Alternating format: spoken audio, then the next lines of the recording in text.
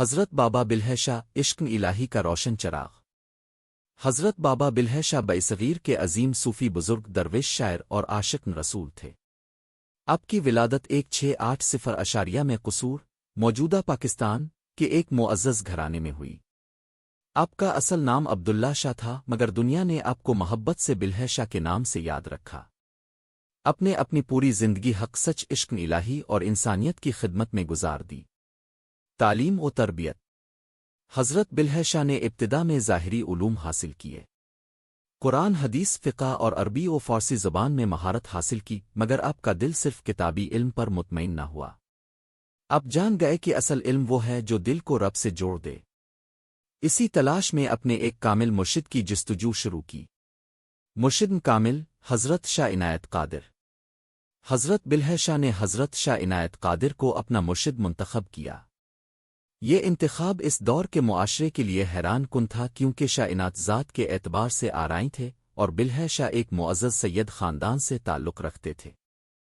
اس پر آپ کو شدید مخالفت، طعنوں اور تنقید کا سامنا کرنا پڑا، مگر آپ نے فرمایا، بلے اساہن سیکھا ذات پات نو۔ یہی وہ لمحہ تھا جہاں سے بلہے شاہ نے دنیا کو سکھایا کہ اللہ کے نزدیک کوئی ذات، رنگ نسل نہیں، صرف تقوی ہے۔ مجاہدہ، عشق اور فقر۔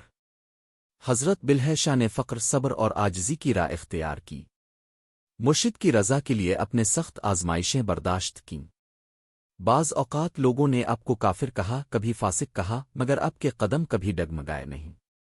اپنے دنیاوی عزت کو ٹھکرا کر عشق الہی کو اپنا زیور بنایا۔ شاعری، دلوں کو جگانے والا پیغام۔ حضرت بلہے شاہ کی شاعری پنجابی زبان میں ہے، مگر اس کا پیغام عالمگیر ہے۔ آپ کے کلام میں عشق، حقیقی خود شناسی، توحید، عاجزی اور انسان دوستی جھلکتی ہے۔ آپ فرماتے ہیں، بلے کی جانا میں کون؟ یہ ایک سوال نہیں، بلکہ انسان کو اپنے اندر جھانکنے کی دعوت ہے۔ اپنے مذہب کو رسموں سے نکال کر روحانیت کی طرف لے جانے کی کوشش کی۔ معاشرتی اصلاح۔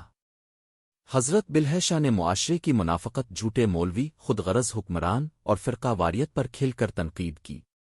آپ نے فرمایا کہ عبادت وہ نہیں جو دکھاوے کے لیے ہو، بلکہ وہ ہے جو دل کو نرم اور انسان کو انسان سے جوڑ دے۔